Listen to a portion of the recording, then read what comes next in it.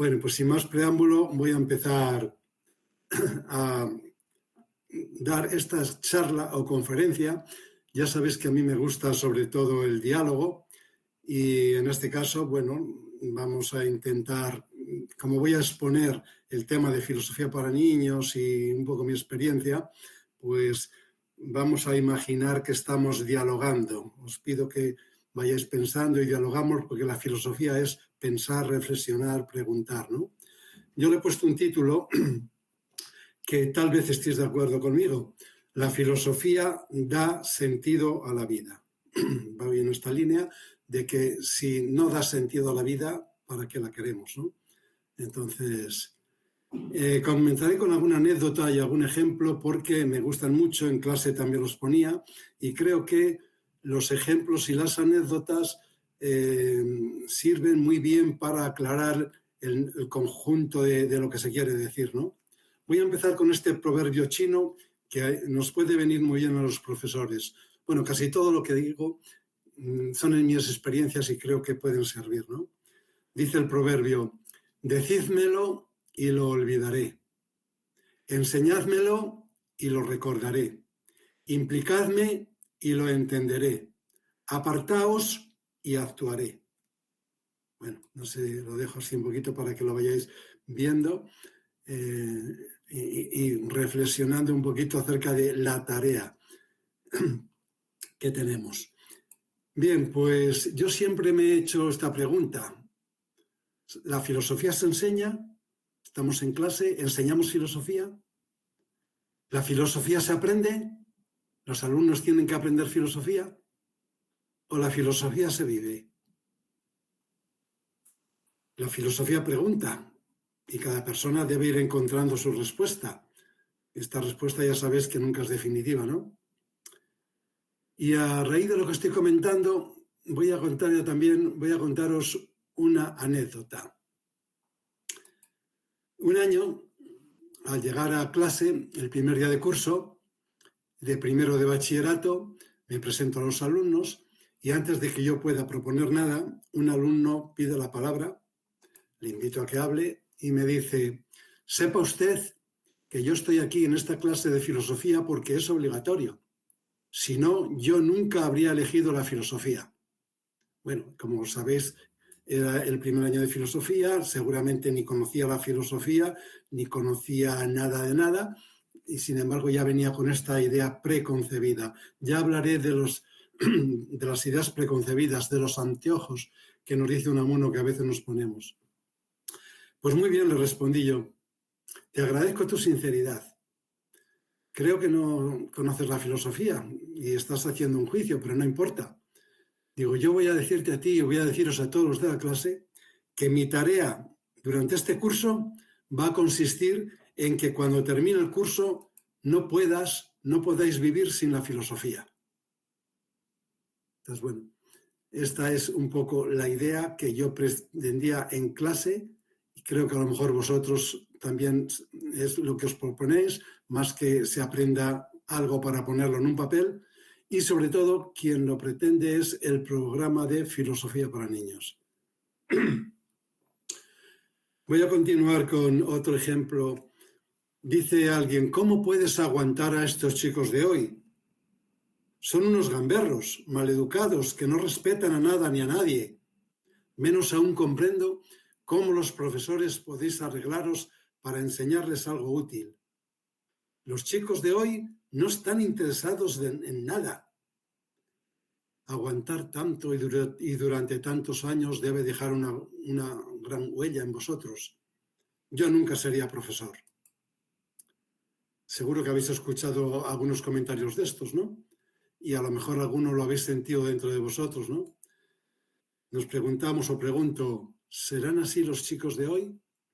Bueno, esto que acabo de leer es el comienzo de uno de mis libros que se titula Memorias de un profesor, que está editado en la editorial Apeiron. Hay quien piensa que los profesores mayores tienen que tener o que padecer alguna enfermedad producida por aguantar año tras año a los alumnos. Sin embargo, otros dicen, bueno, ser profesor, la mejor vida, hoy, ¿cuántas vacaciones? Bueno, Y en este orden de cosas, ¿quién no ha escuchado decir que los jóvenes de hoy en día son unos tiranos que no obedecen a los padres, que los contradicen, devoran la comida, faltan al respeto a los maestros? Esto ya lo dijo Sócrates hace 26 siglos. Los jóvenes de hoy no parecen tener respeto alguno por el pasado, ni esperanza ninguna por el porvenir. Esta frase es de Hipócrates también, en el siglo IV antes de Cristo. Y creo que todos conocemos el caso de Antígona, ¿no? Antígona es criticada por tener criterios propios. Dicen que es una insolente, una soberbia y que no obedece las leyes establecidas. Bien, pues esto es un poco como preámbulo para ponernos en escena. Y yo me preguntaba siempre, porque la filosofía consiste en preguntar. Bueno, no me preguntaba, lo pregunté después. Cuando llegas a clase, llegas al aula y no me he preguntado nada. Luego más adelante me pregunté, ¿qué es ser un buen profesor? Yo no sé si os lo habéis planteado y qué respuesta dais. A los chicos yo también les decía, ¿qué es un buen profesor? Y ellos me decían, pues lo que suelen decir, que explique bien, que conozca el tema que tiene que dar, y bueno, en lo que se suele decir, ¿no? Y mi manera de verlo, desde el punto de vista también de filosofía para niños, y como yo lo había descubierto, era todo lo contrario. El profesor, ya lo iremos viendo a lo largo de la conferencia, no tiene que enseñar. El profesor va a aprender con los alumnos, pero eso en diálogo, pero eso lo vamos a ver. Lo que yo, es cierto que llegaba a clase y no tenía ni idea de lo que tenía que hacer. Entonces, hacía lo mismo que habían hecho conmigo mis maestros, mis profesores, ¿no? Y todo estaba basado en el modelo tradicional que todavía sigue vigente, en el que se basaba la educación, que es la transmisión tribal de los conocimientos. Se traspasa la cultura de padres a hijos para que no se pierda.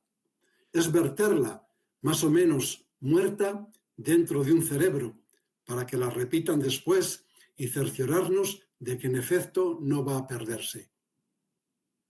Bueno, aquí en este caso no sé si en este sistema la filosofía dará vida o no.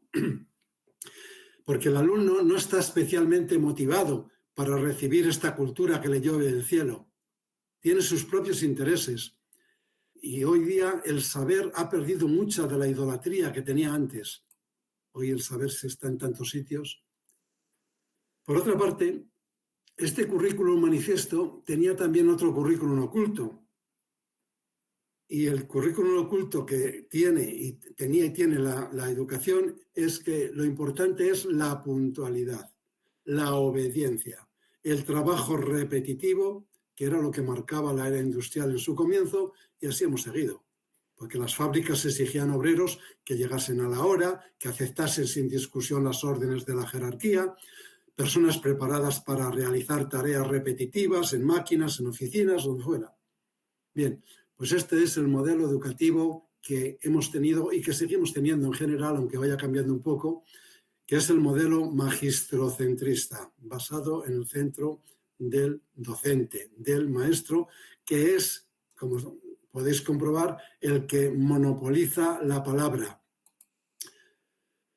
y el que monopoliza las decisiones de lo que hay en el aula. Porque lo que te pide es que enseñes, que instruyas, que formes. Se confunde enseñanza con aprendizaje. El maestro enseña y se da por supuesto que el estudiante aprende. El alumno es insuflado y llega a ser lo que el sistema por medio del docente pretende. En la clase magistral, el profesor se dirige hacia un espejo anónimo que solo refleja su propia imagen.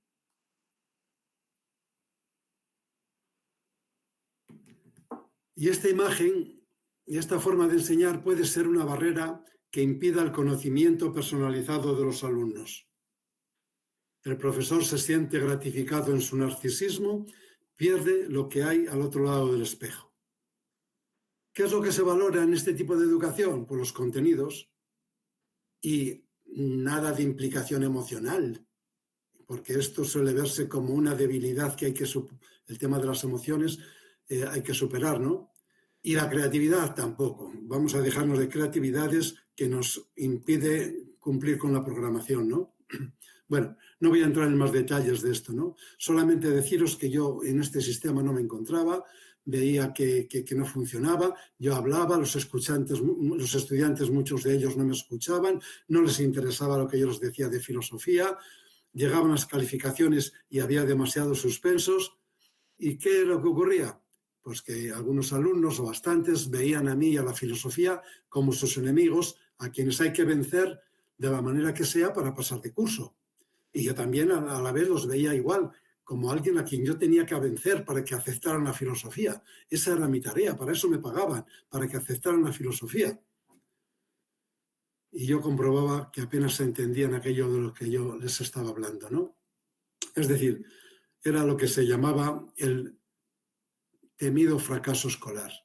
Si nos preguntamos quién o quiénes son los responsables del fracaso escolar, siempre he oído decir que claro que los estudiantes son unos vagos, no estudian.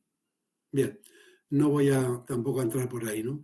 Yo me di cuenta poco a poco de que ser profesor no era tan fácil. Me sentía mal. Sufría por mis alumnos a los que no les interesaba lo que el ministerio y los libros pretendían imponerles en el aula a través de mí. Y sufría también por mí. Mi orgullo no se conformaba de no ser capaz de enamorar a mis alumnos de mi maravillosa asignatura. Busqué respuestas en libros de didáctica, cursos de adaptación, cursos de perfeccionamiento, etcétera, etcétera. Además, yo había estudiado psicología, tenía mi libro Cómo cambiar la conducta infantil. Bueno, cantidad de propósitos, ¿no? Pero enseguida me di cuenta de que además yo no tenía derecho a intentar cambiar a los alumnos, que quien tengo que cambiar soy yo, el profe. Seguí asistiendo a congresos y en uno de ellos tuve la suerte de encontrar a Matthew Lipman y Filosofía para Niños. Le escuché y me quedé entusiasmado. Se me abrieron los cielos. Esto es lo que yo estoy buscando. Este programa que nos ofrece Matthew Lipman llamado Filosofía para Niños o Aprender a Pensar. Coincidía con lo que yo estaba buscando, aunque mis alumnos no fueran tan niños. Bueno, como anécdota diré, no sé si habrá algún compañero, yo creo que tampoco, ya estará jubilado, ahora escuchándonos. Un compañero en la fila de atrás de mí comentó cuando acabó Lipman su charla: bueno, dejémonos ya de hablar de filosofía para niños y tonterías de estas y comencemos en este congreso a hablar en serio. Bien, pues hay gente que le gusta eso, muy hablar en serio, ¿no? Bien, pues voy a hablaros de este programa de Filosofía para Niños que mucha gente ya conoceréis, ¿no? Porque además del programa ofrece los materiales necesarios para ponerlo en práctica. Y no puedo dejar de recordar a Anne-Margaret Sharp, directora adjunta de Lipman. A ella y a Lipman les estaré eternamente agradecidos porque aparte de me invitaron a ir con ellos a hacer el máster en Filosofía para Niños a la Universidad de Montclair, en New Jersey, en Estados Unidos. No voy a contar tampoco anécdotas y experiencias que las hay muy ricas, ¿no? Pero no voy a cansaros y además todo no se puede hacer en un día, ¿no? Bien, pues el programa consiste en aprender a pensar. Yo siempre lo digo y lo repito, no es enseñar a pensar, es que aprendan los chicos y las chicas. No sé si alguien es capaz de enseñar a pensar, yo no. Ahí lo dejo, quien quiera puede recurrir a Vygotsky y a otros que también hablan de que no se puede enseñar a pensar, que es facilitar el que ellos aprendan. Pero bueno, ahí lo dejo para que lo sigamos pensando, no me voy a extender en ello, ¿no? Y parte, claro, de una sociedad democrática que necesita pues, ciudadanos activos, no pasivos, que repitan lo que otro dice, capaces de tener pensamientos propios, ¿no? Promueve la reflexión conjunta en una comunidad de investigación. Entonces, este es otro tema.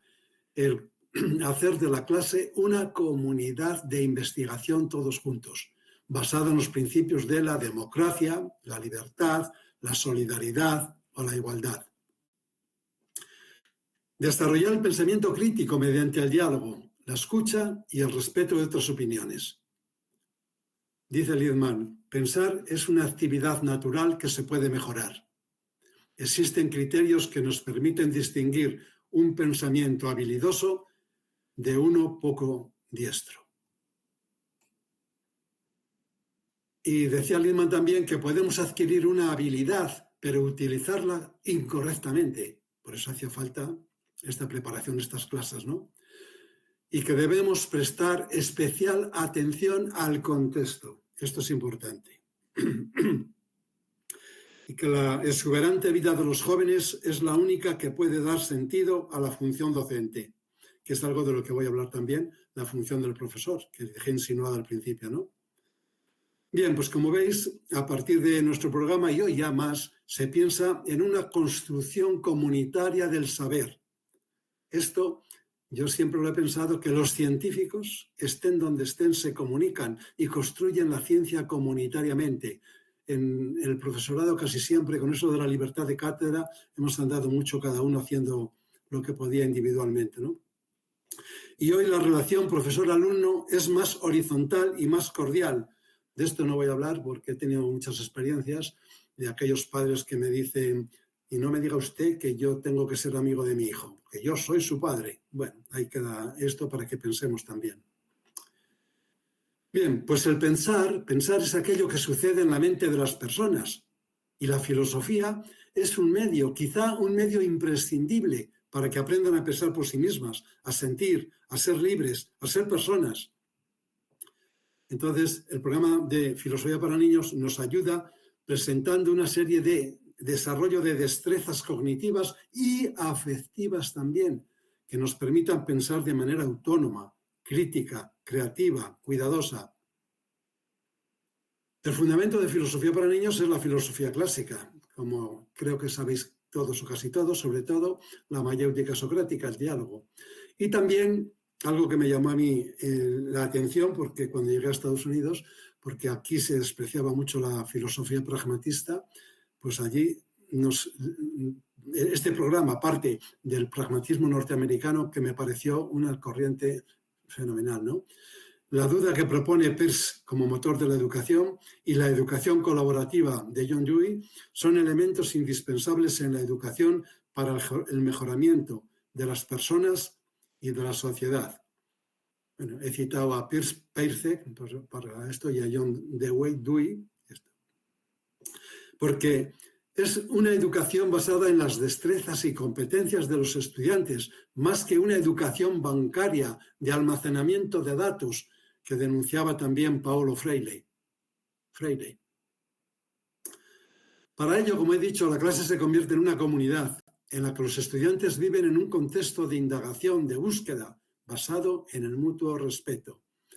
También podría hablar, pero ya lo tengo escrito por ahí en muchos sitios y no me puedo entretener todo. El único valor que poníamos en clase para empezar era el respeto, que hubiera respeto. Lo proponíamos a todos los estudiantes que lo aceptaban, aunque en ese momento no supiéramos siempre lo que era respeto. Es algo que también teníamos que ir descubriendo a través de nuestro comportamiento, todo el comportamiento de ellos en el aula, ¿no? Todos cooperan en diálogo, sin competitividad, fomentando la dimensión reflexiva de los estudiantes, y esta dimensión les lleva a la acción. Y quiero recalcar que vivir es actuar, y la educación es actuar, es un actuar inteligente. Eso de que se quede en un saber mental para ponerlo en un papelito, pues no. Hay que vivir y hay que actuar. El diálogo en comunidad moviliza las estructuras de los chicos en busca de la construcción de ellos mismos, mediante el desarrollo, como ya hemos dicho, del pensamiento crítico, creativo, cuidadoso, y a la gratificación que produce la misma actividad del pensar, se suma la construcción de un entorno emocional estimulante. Un entorno emocional estimulante en el aula es fundamental, un aula viva, no muerta. Un aula no es un cementerio.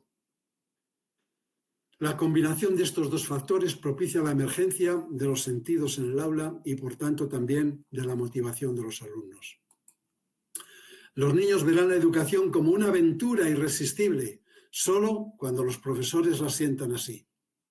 Y dice Lippmann, si las escuelas de pedagogía son incapaces de inculcar a los profesores este amor a las asignaturas que enseñan, tendremos que buscar otras formas de preparar a los profesores, dice Lippmann en su libro La filosofía en el aula. El programa de filosofía para niños se compone de narraciones filosóficas. Otro tema que hablaremos también al final, si nos da tiempo, es eliminar los libros de texto, estos ladrillos que hay por ahí, por narraciones vivas filosóficas que van presentando los problemas de la filosofía de esta forma viva, sustituyendo los libros de texto, ¿no? Y son los propios estudiantes quienes eligen y deciden las ideas que van a investigar dentro de la comunidad en el aula. Algo que les afecte a partir de la propia experiencia, como siempre ha dicho John Dewey. De esta manera, la clase cobra vida. No se valora el silencio, sino que se valora la vida. Se busca actividad creativa, salir de la rutina, salir del orden silencioso. La comunidad de investigación en el aula desarrolla un pensamiento de orden superior al que se utiliza en las clases tradicionales, ¿no? Parte de lo que ella quiere, de lo que necesitan y deciden sus componentes, de la experiencia propia. Y siguiendo el argumento de un texto, van descubriendo los principios del razonamiento y aplican su comprensión a su propia experiencia del mundo en el que viven, que es lo fundamental de la educación. De tal manera que hay otro punto importante que me gustaría recalcar ahora. Los estudiantes aprenden de y con los demás. Y hablaré como el profesor también. Descubren sus virtudes y defectos a través de los compañeros y aprenden a conocerse a sí mismos. En estos debates se muestran como son, desenvueltos del paquete en que nos refugiamos. Pueden estimar y apreciar lo que es más que la envoltura, lo que nos requiere mostrar para ocultar su verdadero ser. A veces nos refugiamos en una envoltura, ¿no? Lo que se busca es el valor de la espada, no de la vaina, como decía Montaigne, porque nosotros a menudo nos vemos llevados y admiramos el pedestal y no la estatua. Bien, pues en así como tuve muchos problemas, como dije cuando descubrí este programa y lo empecé a practicar antes de irme a hacer el máster, ¿no? El éxito en clase se va viendo pronto.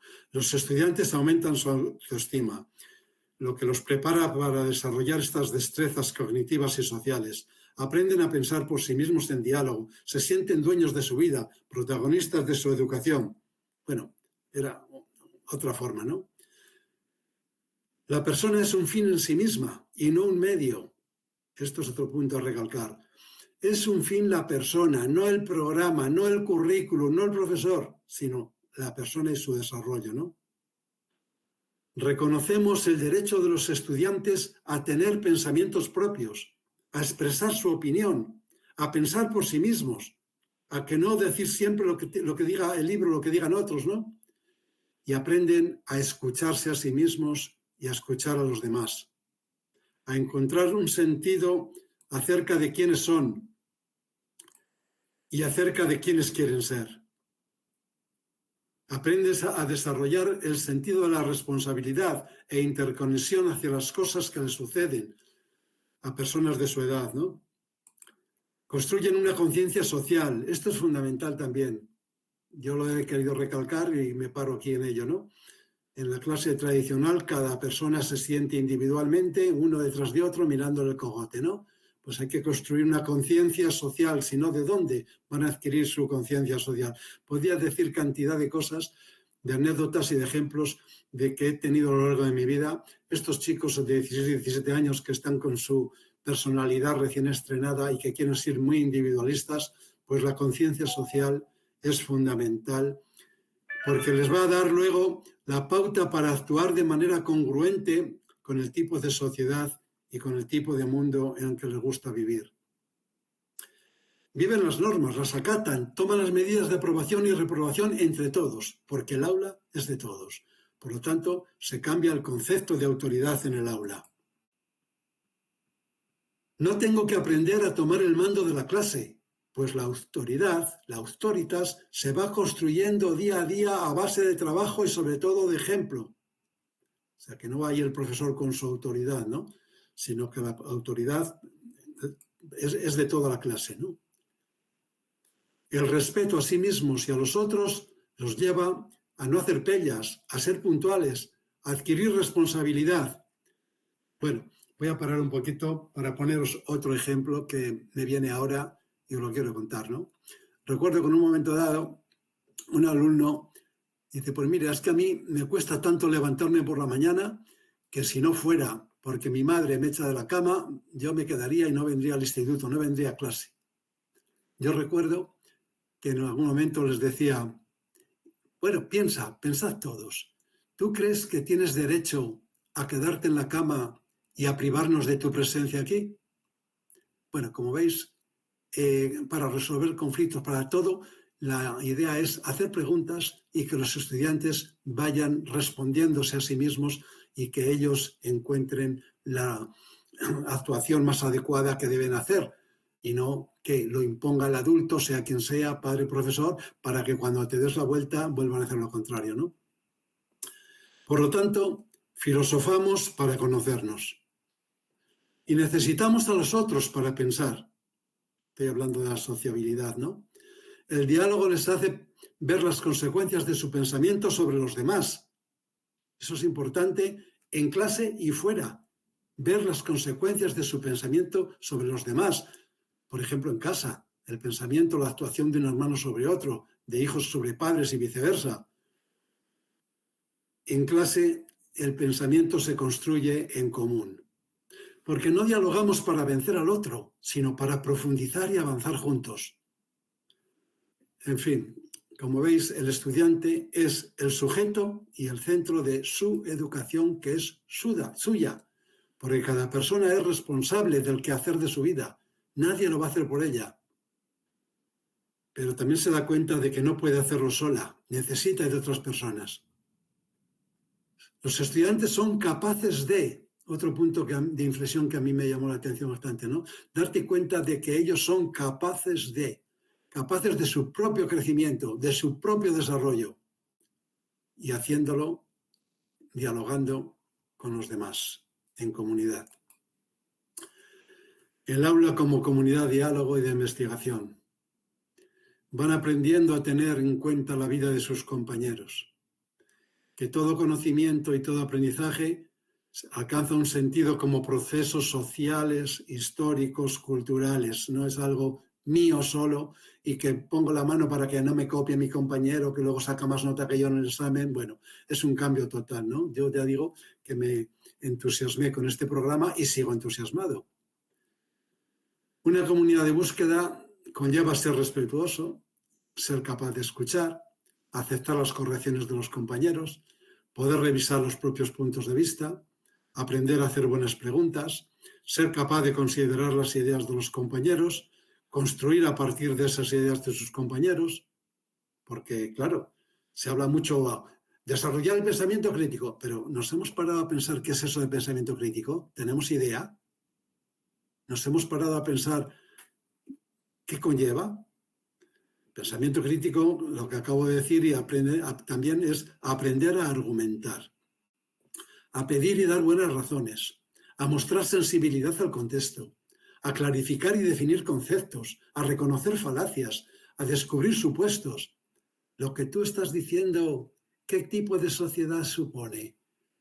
A hacer buenos juicios, a encontrar criterios. Bueno, importa, como veis, el que aprende, más que el que enseña y más que lo que se enseña. Y yo me pregunto, ¿alguien evalúa cuando habla de pensamiento crítico en la adquisición del pensamiento crítico? ¿En la adquisición de estas competencias cognitivas y emocionales cuando hacen el examen? Bueno, pues ahí dejamos preguntas. Como digo, filosofía es preguntar, ¿no? Y el diálogo nos hace seres activos, no meramente receptivos de lo que otros nos den, ¿no? Aprendemos a escuchar y a respetar a los demás, a preguntar y a cuestionarnos las cosas, a tomar decisiones, a razonar, a formar juicios, a dosear este pensamiento crítico del que estoy hablando, ¿no? Y sobre todo, comprobamos que no hay dogmas, no hay una verdad ya definitiva que sea para siempre. Crecemos en creatividad y sobre todo en compañerismo.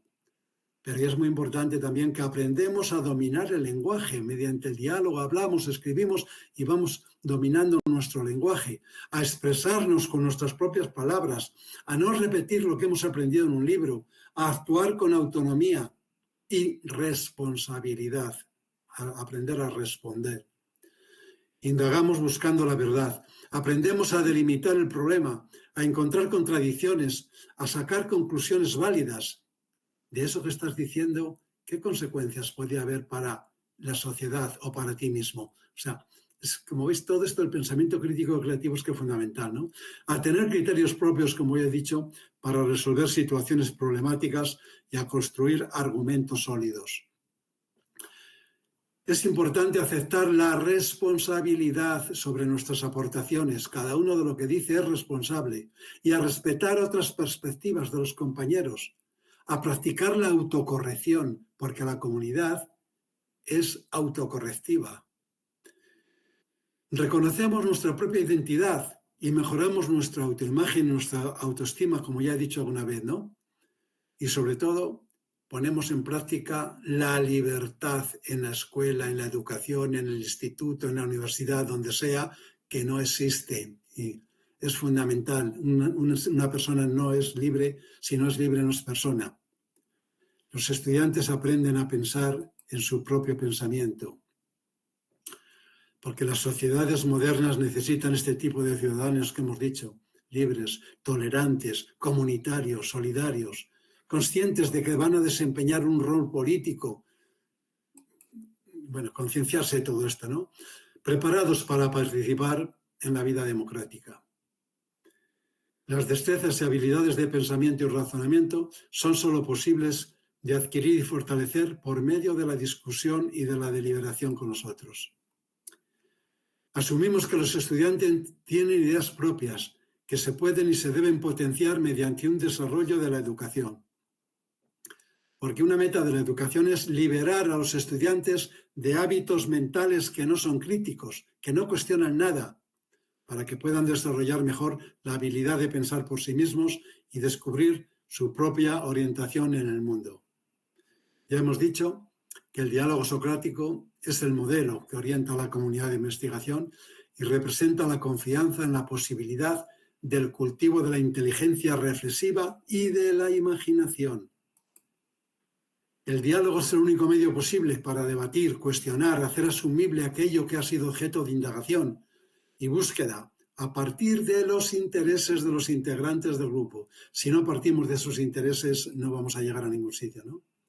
Porque la educación no es una mera repetición de contenidos, un proceso de memorización, sino que es búsqueda de significados. Luego, aprender no es memorizar, sino implicarse en un aprendizaje significativo que dé sentido a la vida propia. Respeta el valor de la indagación y el razonamiento, estimula el desarrollo de modos alternativos de pensamiento e imaginación y sugiere que los niños son capaces de aprender unos de otros, dice también Littman.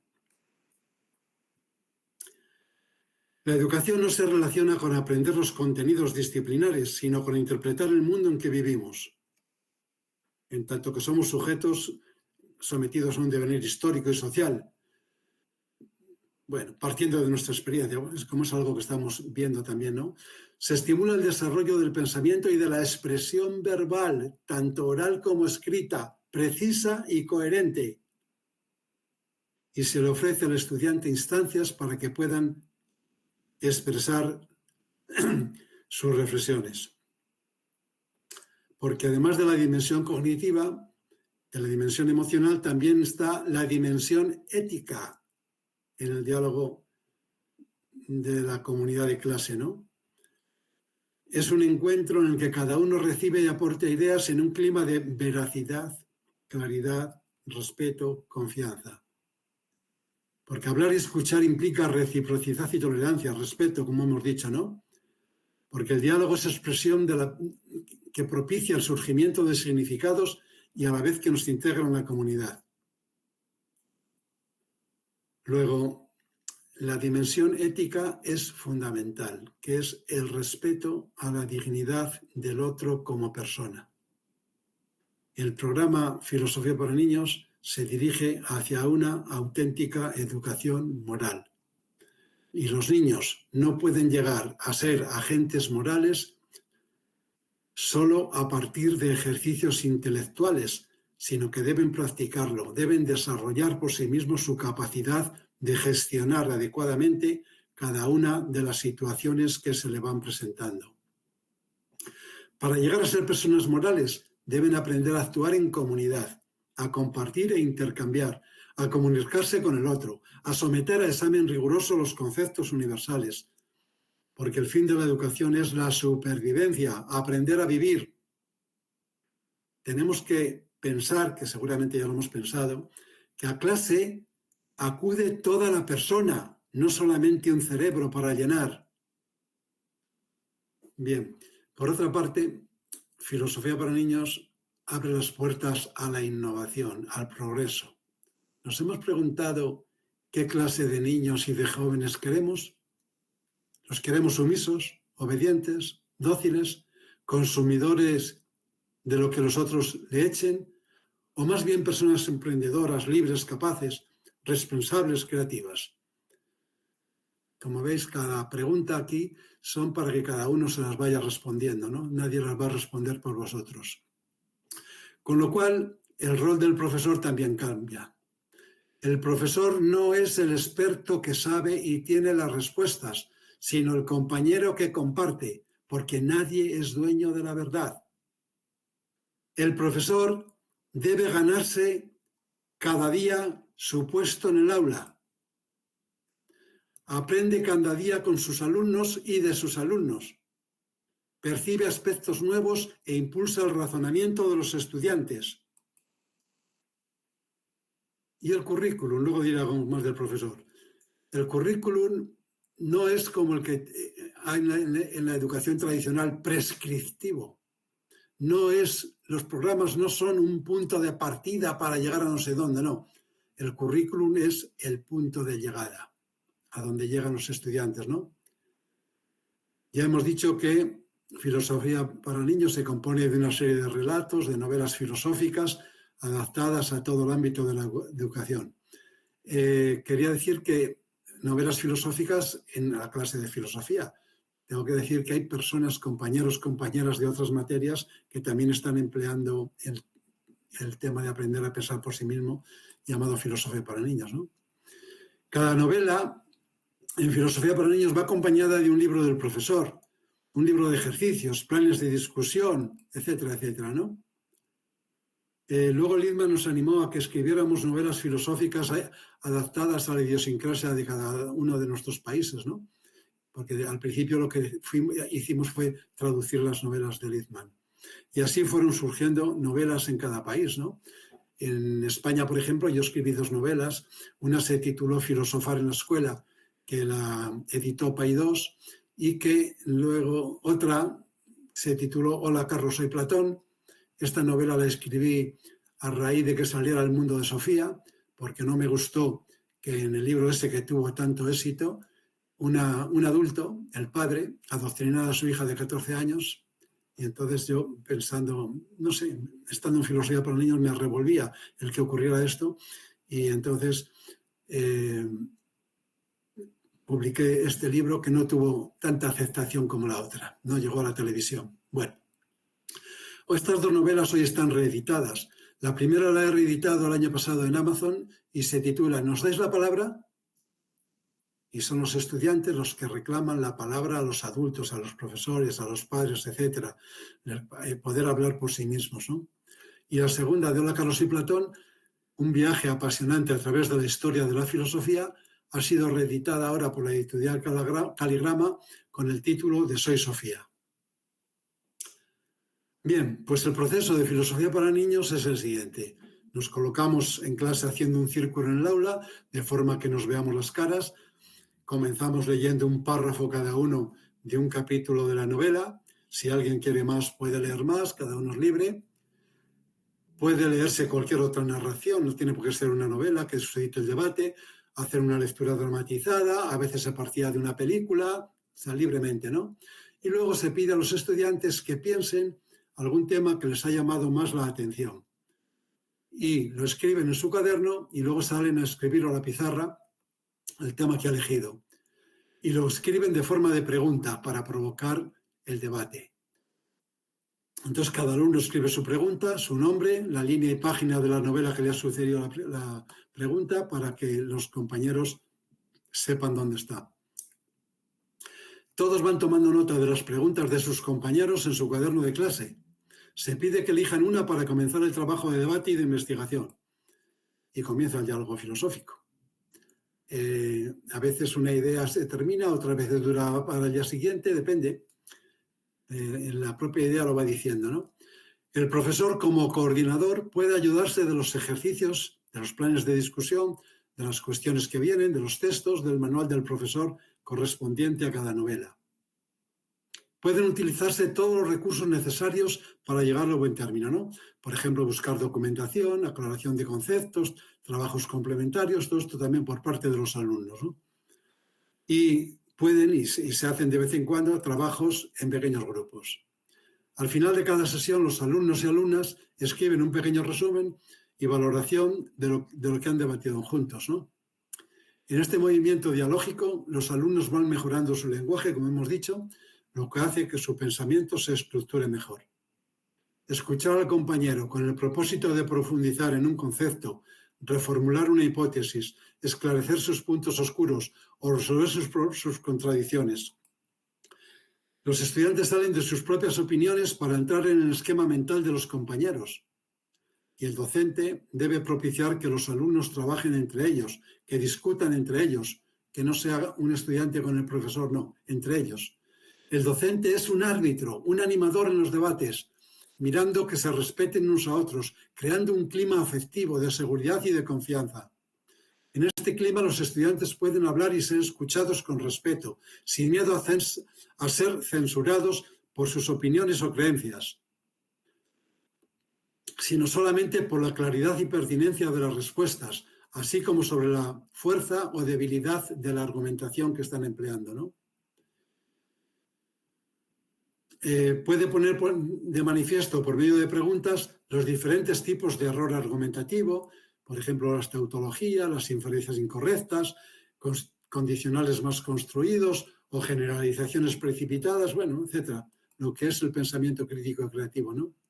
Es decir, la metacognición que nos enseña a pensar sobre nuestro propio proceso cognitivo, observando lo que pasa en nosotros y lo que pasa en los compañeros.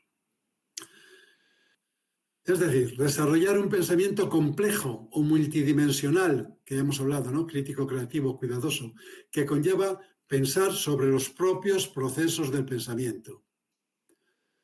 Y esta clase de pensamiento produce individuos críticos, reflexivos, capaces no solamente de buscar nuevas alternativas, de elaborar nuevos supuestos, sino también de comprender los procesos usados de manera autocorrectiva, lo que conlleva un mejoramiento de los mismos. Ya hemos dicho y repetiré que toda clase, toda comunidad de investigación es, quiera o no quiera, autocorrectiva. El ejercicio y el reconocimiento de las habilidades de pensamiento en el programa Filosofía para Niños constituye una herramienta imprescindible para el mejoramiento humano. Para que los niños y los jóvenes sean autónomos, piensen por ellos mismos, explorando las diferentes alternativas a sus puntos de vista y descubriendo los propios prejuicios y las razones de sus creencias mediante la práctica de cada día. De vez en cuando el profesor puede ir viendo y practicando algunas de las destrezas con los alumnos, ¿no? Por ejemplo, ¿qué te ha hecho decir esto? Y que los propios alumnos lo hagan también entre ellos, ¿no? Entre todos. ¿Qué consecuencias podemos obtener de tu punto de vista? ¿Puedes poner un ejemplo de lo que estás diciendo? ¿Te parece un buen argumento este que estás diciendo? ¿Por qué?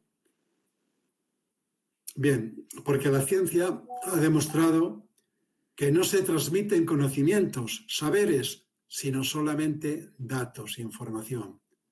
Porque el saber es una experiencia propia del que aprende. Eso está demostrado también, pero no nos lo creemos. Al contrario de lo que creemos pensar no es dar una buena respuesta, sino hacer buenas preguntas. Porque las preguntas son la fuente del saber. Bien, quedo aquí un poquito reflexionando sobre esto que también aquí es fundamental. Porque el filósofo no es el sabio, no es el sofista que conoce las respuestas de antemano. Es el filósofo, es quien ama el saber. Y ama el saber porque no sabe y quiere saber. Se da cuenta de que no sabe y quiere saber y conocer más junto con los alumnos. No da respuestas que no tiene, y aunque las tuviera no las da, y que pueden matar toda la necesidad de investigación y de creatividad de los alumnos, sino que camina a su lado alumbrando la investigación. No adoctrina, no manipula, sino que ilusiona. Ayuda a que emerja la autonomía y la madurez. El profesor es un eslabón imprescindible en la cadena de la vida de sus estudiantes. Es muy importante, imprescindible, pero solo un eslabón. Interpreta el mundo e invita a que los chicos interpreten y construyan el suyo. Estudiantes y profesor construyen en diálogo la verdad de cada uno, su verdad, su vida, porque el conocimiento es vida, es diálogo. Y nos damos cuenta de que nadie se educa solo.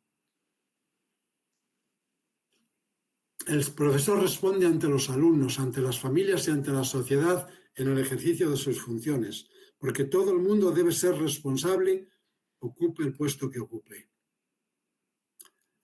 Alguien habla del deterioro de la autoridad y de la falta de disciplina, de la permisividad actual, y afirma, he oído yo en algún congreso, que educar es frustrar. Bueno, que es necesario mano dura, que el niño tiene que aprender a sufrir en la vida.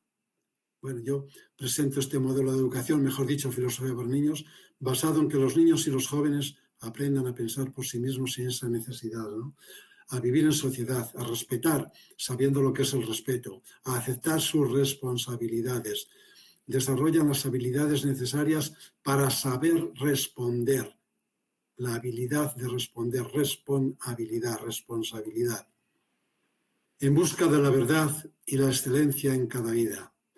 Cada ser elige su camino en la vida dialogando con los demás. Porque tenemos derecho a la educación para construir nuestras vidas. Cada uno somos responsables de nuestra vida porque nadie lo va a hacer por nosotros. Nadie puede hacerse solo, necesitamos a los demás. La razón, el espíritu, es la causa de todo germen, toda semilla de cada cosa, para que pase a ser de potencia a acto, para que salga del caos hacia su propio cosmos. Esta razón es energía, fuerza, el fuego divino robado a los dioses por Prometeo. Toda educación, repito una vez más, es diálogo. Diálogo clarificador y democrático en las aulas. Somos seres abiertos al mundo. Quiero hablar también de los valores. Yo no sé qué es lo que vale y lo que no vale. Pensamos que no todo vale y que no todo vale igual, pero que cada ser debe ir descubriendo lo que le vale en su vida. No vale imponer al otro lo que yo creo que vale, lo que es valioso. Lo que vale se impone solo. No necesita imposición, que algo le imponga. Si necesitara imposición, no tendría demasiado valor. Pensemos en esto también. Porque todos somos poseedores de la palabra, no solo los adultos. ¿La palabra de los niños y los jóvenes vale o solo vale para cuando dejen de ser niños y jóvenes? Los niños y los jóvenes necesitan recuperar la palabra, tomar conciencia de lo que valen, de sus talentos, necesitan ilusionarse, buscar una educación ilusionante. Y voy a citar ahora a Ortega y Gasset, que dice: yo me he creído muy pocas veces en deberes durante toda mi vida. La he vivido y la vivo casi entera empujado por ilusiones, no por deberes. No considero el deber como la idea primaria de la moral, sino la ilusión. El deber es cosa importante, pero secundaria. Es el sustituto de la ilusión. Es preciso que hagamos siquiera por deber lo que no logramos hacer por ilusión, dice Ortega. Bien, pues yo os reto, compañeros, a todo el mundo a llevar a cabo la pedagogía de la ilusión, ¿no? A desarrollar las inteligencias, las potencialidades de los alumnos, que son ilimitadas, porque pensar y hacer son polos de un solo quehacer, que decía Ortega, ¿no? El quehacer inteligente, que es aprender a pensar por sí mismos, ¿no? Por lo tanto, la educación, dice Lippmann, para aprender ha quedado obsoleta y ahora se necesita con urgencia educación para pensar. Aprender a pensar por sí mismo es el eje fundamental de la educación, para dar sentido al aprendizaje de los estudiantes y a la labor de realización profesional de los profesores. Porque esta capacidad de pensar, como dice Lippmann, nos libera del sometimiento servil al instinto, al apetito, a la rutina, al error, al fracaso. La mente no debe continuar siendo un almacén, un cementerio de algo muerto, como dije ya que dice Paulo Freire. Porque los jóvenes suelen comentar, es que siempre son otros los que deciden por nosotros, son los que nos llevan, nos traen para acá, para allá, nos muestran caminos ya trazados, una meta, un empleo, todo ya nos lo van marcando, no podemos decidir. Pues pedimos una educación que nos muestre salidas, mayor actividad mental, uso de nuestras facultades, porque el objetivo de la educación es el desarrollo del pensamiento de los estudiantes, ¿no? Nos preguntamos si es necesario el desarrollo de los que nos evalúan. ¿Nos evalúan de ese desarrollo? Sapere aude, atrévete a pensar por sí mismo, decía Kant. ¿Nos evalúan de ese pensar por nosotros mismos? Porque nuestra sociedad, ya hemos dicho, está reclamando personas preparadas, que tengan criterio, que desarrollen un buen juicio, que sepan pensar. Y esta educación tiene la obligación de cultivar las habilidades ellas para que lleguemos a ser estos ciudadanos responsables en la faceta de la vida que nos toque vivir en cualquiera, ¿no? Que no tengan la palabra los de siempre, los políticos, los periodistas, los padres, los profesores, las sectas, las drogas, la violencia. Y fijaos todo lo que estoy mezclando. Todos luchan por tener la palabra, nuestra palabra, dicen los chicos. Todos quieren hablar por nosotros y para nosotros, pero sin contar con nosotros. De todo eso en el libro nos des la palabra. ¿Es que nosotros no tenemos que decir? ¿Que no tenemos nada que decir? Y suponiendo que sea así, que no tengamos nada que decir, ¿cómo podemos prepararnos para tener algo que decir? ¿O vamos a tener algo que decir solo cuando dejemos de ser niños y jóvenes? ¿Cómo y cuándo vamos a conseguir tener ideas propias? Porque cada ser, hemos dicho, es el protagonista de su vida, de su educación. Los jóvenes sentimos la necesidad de educarnos para ir construyendo nuestras vidas. Sentimos esa necesidad y la queremos porque creemos que puede suceder. Y también puede ocurrir ese dicho que dice alguien, puedes llevar un caballo al río y que no beba si no tiene sed por más palos que le des. Si no tiene sed por más palos que le dé, por eso los jóvenes tienen sed, han nacido con sed. Todo el mundo quiere saber, dice Aristóteles, pues no les apaguemos esa sed liberadora. Tenemos una gran responsabilidad, padres, profesores, de que los niños llegan hambrientos, sedientos de saber y muchas veces les vamos apagando esa sed. Y a veces lo hacemos sin querer, por medio de esos programas y de estas cosas que nos impone el ministerio o quien sea. Bueno, pues para eso tenemos también libertad de cátedra. Pensemos en todo ello, ¿no? Porque el ser humano piensa, porque necesita pensar para resolver algo. Los jóvenes también necesitamos ayuda. Todo el mundo necesita ayuda de los demás y la busca en la comunidad y sobre todo también en los padres y en los profesores. La labor de padres, profesores y de todos es importantísima, pero siempre como ayuda, ¿no? Porque el derecho a dialogar y a disentir es connatural a la idea de pensamiento crítico. Está muy relacionado, como es lógico, con la libertad, con la autonomía de la persona. Quiero poneros también un ejemplo que también conoceréis, sobre todo los de filosofía, ¿no? Los maestros de la Grecia clásica, Sócrates, Platón, obligaban a disentir del maestro a sus alumnos para que adquirieran un pensamiento autónomo y responsable. Hay que disentir. Y se me ocurre ahora la frase de Aristóteles, ¿no? Tengo dos amigos, Platón y la verdad, pero si tuviera que elegir entre ellos, siempre elegiría la verdad. Porque aceptamos algo no porque lo ha dicho el maestro, sino porque lo vemos razonable, lo diga quien lo diga. Y nosotros, profesores, no deseemos adoctrinar a nadie, ni manipularlo para que haga lo que nosotros queremos y que nos parece que eso es lo bueno.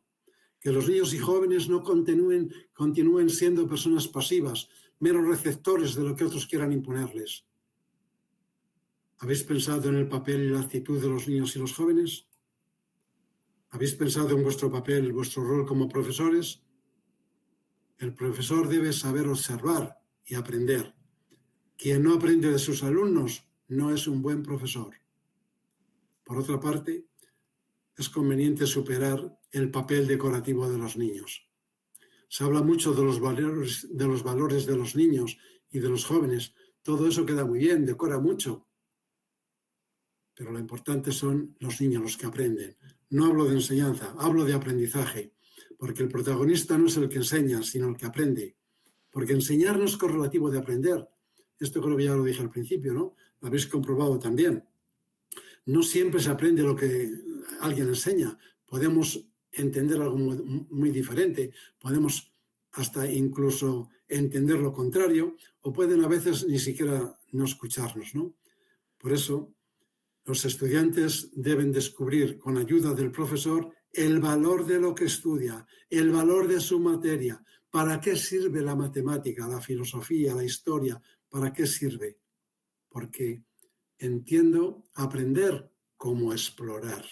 Hay que explorar en todas las materias, aunque aquí estemos hablando sobre todo de filosofía. Hay que tener una mente matemática, una mente química, una mente histórica.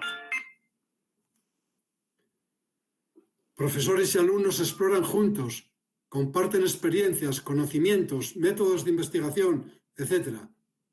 Dialogan. Nadie tiene la respuesta, y menos la solución dada. Voy a citaros esta frase que también conoceréis, ¿no? Cuando tenía todas las respuestas, me cambiaron todas las preguntas, que dice Mario Benedetti, ¿no? Salimos de la universidad con todas las respuestas, vamos a clase, y cuando llegas allí te han cambiado las preguntas. Y el conocimiento es algo que cuanto más se comparte, más se tiene. Y también recordamos que Sócrates fue considerado el más sabio de Grecia por saber que no sabía nada. Hay quien no se ha dado cuenta de que no sabe nada y va por el mundo presumiendo de saber y enseñando a todos. Pues pensemos que nadie enseña lo que sabe, sino lo que es. Cada uno enseña lo que es. Dice otra frase de alguien, lo que eres suena tan fuerte en mis oídos que me impide escuchar lo que dices. Los profesores, los padres, sobre todo los profesores, tenemos que darnos cuenta de este dicho, ¿no? Lo que somos suena tanto en los oídos de los alumnos que a veces facilita o impide el escucharle, ¿no? Alguien dice que no puede haber diálogo entre iguales, que solo puede haber diálogo entre iguales, que no puede haber diálogo entre profesores, alumnos, entre padres y profesores. No sé qué pensáis vosotros. Bueno. Lo que sí es cierto es que el diálogo no es imposición y no es utilización de la fuerza física o psíquica, sino que es respeto. Yo no quiero traerte a donde yo estoy en el diálogo y tampoco deseo que me lleves tú a donde tú estás. Déjame pensar por mí mismo. Yo te observo y ya iré yo solo a donde tú estás si me parece que debo ir porque es lo más adecuado, si yo lo descubro así. Y por otra parte, el diálogo nos ayuda a conocer nuestras emociones. Podemos pensar por qué somos agresivos, por qué amamos, por qué odiamos. ¿Cuál es el papel de las emociones? ¿Cuál es el papel de aquello que nos mueve hacia los objetivos que queremos conseguir? Tenemos que ser dueños de nuestras emociones y no esclavos de las mismas, ¿no? Bien, pues el rol del profesor podría ser regar, fijaos qué cosa más sencilla, tarea del profesor, regar para que los alumnos crezcan y no marcar caminos, que cada uno caminante no hay camino, ¿no? Y menos querer imponerlos. Dialogar, no enseñar a pensar, sino facilitar las condiciones para que los alumnos aprendan. Y muy importante, aprender a escuchar, profesores y alumnos. Todos, profesores y alumnos, necesitan ser escuchados. Ya hemos dicho que el currículum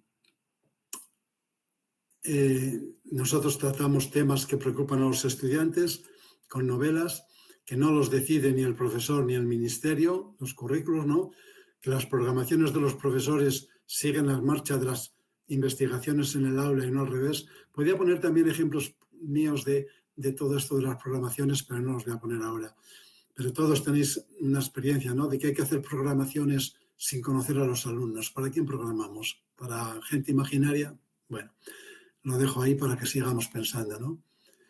Los programas proponen el marco pedagógico, los métodos de trabajo, las condiciones idóneas para que tenga lugar y crezca la comunidad de investigación en el aula, para que se dé un aprendizaje de calidad y no de cumplimiento. Yo les decía a veces a los alumnos, y quiero que vengáis a clase porque queréis venir. Yo no quiero que vengáis por cumplimiento. ¿Sabéis lo que significa cumplimiento? Cumplo y miento. Y aquí no queremos personas de este tipo, ¿no? Aprender a pensar por uno mismo que lleva a aprender a utilizar el conocimiento y las inteligencias de forma idónea a cada situación. No aprender solo de memoria para plasmarlo en un papel. Y las respuestas que se dan en la investigación son solo provisionales. Esto lo ven todas las ciencias, que van avanzando, si no, no se avanzaría, ¿no? No existe la respuesta única, válida, en el libro, en la boca del adulto, y ya para siempre, ¿no? Porque la verdad es múltiple. De tal manera que ya he dicho que conocimiento y acción son dos ángulos de una misma figura. Conocimiento útil, que respeta y acepta a los demás. Porque la acción verdaderamente humana es la acción inteligente. Bueno, ya hemos dicho cantidad de cosas que lleva consigo el pensamiento crítico, ¿no? Un modelo que no aburre, sino que ilusiona y motiva, pues los estudiantes deciden lo que les interesa para sus vidas. Se sale de la rutina, de las soluciones rápidas o dadas por el adulto. Vivimos en un mundo de duda, de libertad, de autodisciplina, de esfuerzo investigador. Desarrollamos habilidades mentales de orden superior. Aprendemos a ser responsables y flexibles. Cuanta más razón tengo, menos flexible soy, se suele decir, ¿no? Tanto en las creencias como en los comportamientos. Tolerantes con fuerza de voluntad para luchar contra las injusticias, la violencia, las drogas. ¿Dónde y cuándo vamos a aprender a no ser violentos? Contra las mujeres, contra los emigrantes, contra todo, ¿no? En este aula de comunidad de búsqueda, de indagación y de trabajo, aprendemos a dialogar, a respetar, a desarrollar la sensibilidad hacia los otros, a preocuparnos por el bienestar de los demás, un aprendizaje colaborativo, cooperativo, en lugar de competitivo. Porque la competitividad es algo que lleva a la agresión y a la violencia, toda competitividad. Quiero que lo pensemos. Y como dice alguien también, que lo tengo por ahí también en los libros, la competitividad te va llevando a hacer trampas. Un individuo alcanza su objetivo si y solo si los otros participantes alcanzan también el suyo. Pensemos en esto que dice Dois. Porque tanto las familias como la educación tradicional fomentan el individualismo y la competitividad ya desde la cuna. Y no pensamos en esta frase que acabo de citar. Se atrofian los impulsos sociales del niño y ni padres ni profesores pueden aprovechar el deseo natural del niño de aprender, de dar, de hacer, es decir, de servir. Nacemos con eso y lo vamos matando, ¿no? El espíritu social es sustituido por motivaciones y normas fuertemente individualistas como el miedo, la emulación, la rivalidad, los juicios de superioridad y de inferioridad, debido a lo cual los más débiles pierden gradualmente su sentimiento de capacidad y aceptan una posición de inferioridad continua y duradera, mientras que los más fuertes alcanzan la gloria no por sus méritos, sino por ser más fuertes. Esto lo dice Dewey. El diálogo comunitario muestra las posibles incoherencias de los argumentos, las falacias, ¿no? Los supuestos que subyacen a cada razonamiento, como hemos dicho, las consecuencias, se aclaran ideas, porque ya sabemos que Sócrates no enseñaba, Sócrates conversaba y aprendía. Voy a enumerar ahora algunos aspectos que se consiguen con la comunidad. lleva consigo y se aprende a ser respetuoso, ser capaz de escuchar y no solo oír, aceptar las correcciones de los compañeros, poder revisar los propios puntos de vista a la luz de los argumentos de los demás, hacer buenas preguntas, ser capaz de considerar y de estudiar las ideas de los otros, poder construir el pensamiento propio a partir de las ideas de los demás, estar abierto a nuevas ideas, mostrar sensibilidad hacia el contexto, pedir y dar buenas razones. Bueno, podría continuar enumerando las ventajas, que es casi infinita, ¿no? Porque, como ya hemos dicho, el programa abre las puertas a la innovación, al progreso. Porque tal vez a algunos haya pasado que hay profesores que se deprimen al comenzar el curso, un nuevo curso.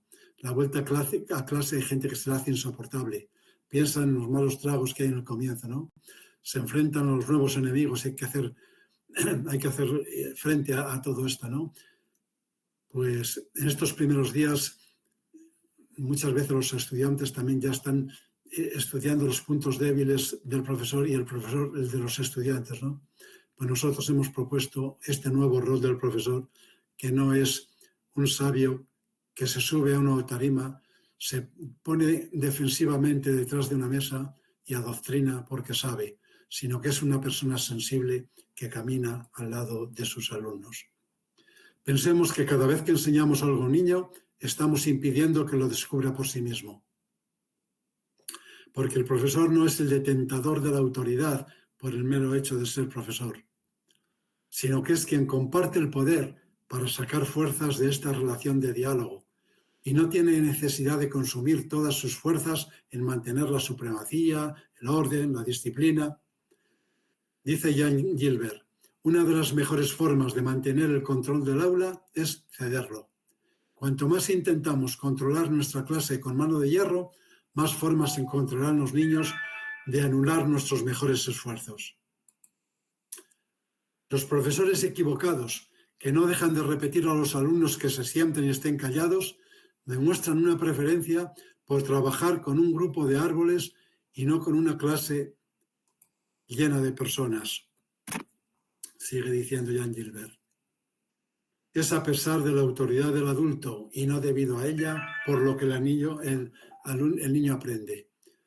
El profesor inteligente es capaz de pasar inadvertido para ser un igual y no un superior. Para discutir y revisar, más que para estar de acuerdo u obligar moralmente, dice Piaget también. Cuanta más razones tenemos, ya hemos dicho que menos flexibilidad y tolerancia desarrollamos. Toda autoridad, dice Oscar Wilde, es degradante. Degrada a quienes la ejercen y a aquellos sobre los que se ejerce. Porque la máxima falta de respeto es la manipulación y el adoctrinamiento. El profesor tiene que aprender a ser didácticamente necesario. Ayuda a emerger la autonomía, la conciencia, la madurez y tiene que ir siendo cada vez más prescindible.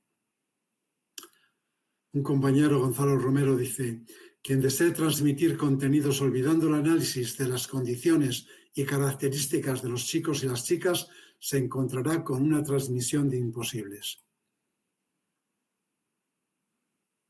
Bueno, podría hablar también, no viene a cuento de esto, de otros inconvenientes que no ayudan nada a la tarea del profesor, ¿no? Exceso de reuniones, burocracia, planificaciones, etcétera, ¿no? Muchos compañeros se sienten desilusionados y algunos van buscando puestos burocráticos, ¿no? Tenemos que aceptar que el aula es el aula de la clase, de los alumnos, no del profesor, si acaso de todos, alumnos y profesor. Es el aula, como decimos, voy al aula de primero, voy al aula de segundo, el aula de los alumnos. Y el profesor, como he dicho, debe ganarse el puesto ante ellos, debe ser aceptado como un miembro más del grupo. El aula es el lugar donde ocurren cosas maravillosas. La vida, el diálogo, el aprendizaje. Suceden maravillas. Yo, bueno, podría contaros anécdotas que no voy a pararme en ellas, ¿no? Bien, pues voy a terminar ya. En el currículum, que ya hemos hablado, que es prescriptivo, que no es orientativo, que es orientativo, que no es prescriptivo, perdón. Lo que es impuesto desmotiva, desilusiona. Entonces, un currículum prescriptivo al que estamos sometidos, pues difícilmente va a cumplirlo. Y los libros de texto, pues también están muy lejos de la realidad de los estudiantes. Sin embargo, un relato tiene una función socializadora. Ya sabéis que Filosofía para Niños propone relatos como textos, porque el libro es más un trampolín que una receta. Los profesores y los libros no son dueños de la verdad. Bien. Y los nuevos valores, adaptabilidad, actitud abierta a la innovación, creatividad, abiertos al cambio, a la búsqueda incesante, al desarrollo de habilidades de pensamiento, porque, para terminar ya un poquito el currículum, los programas son un medio, que ya hemos dicho, no un fin. El fin es la persona, el individuo, el estudiante, los estudiantes, las estudiantes. Por lo tanto, los objetivos de educación en el aula son negociables. Alumnos y profesores no giran alrededor de los programas, sino al revés. Es el giro copernicano que proponía Kant, ¿no? Pensar, aprender no es difícil. El aula muestra un entorno agradable y adecuado para la investigación. Hemos aprendido que haciendo preguntas aprendemos mejor. Hacer preguntas es ya una clase de respuestas, porque la realidad es plural. Termino con esta frase de Paulo Freire. A veces los educadores se olvidan de reconocer que nadie puede ir de una acera a la otra sin cruzar la calle. Solo se puede llegar al otro lado partiendo del opuesto. El nivel de mi conocimiento actual es el otro lado para mis estudiantes. Debo comenzar desde el lado opuesto, el lado de los estudiantes. Mi conocimiento es mi realidad, no la de ellos, de modo que debo partir de su realidad para traerlos a la mía. Y quiero decir también que no perdamos el sentido de lo moral, de lo justo, y que la imaginación es más importante que el conocimiento, como nos decía Einstein. El conocimiento apunta a lo que hay, la imaginación apunta a lo que habrá, y en educación es fundamental. Por lo tanto, el relato va descubriendo la historia de la cara oculta de la luna que los libros de texto suelen ocultar. Es todo. Muchas gracias.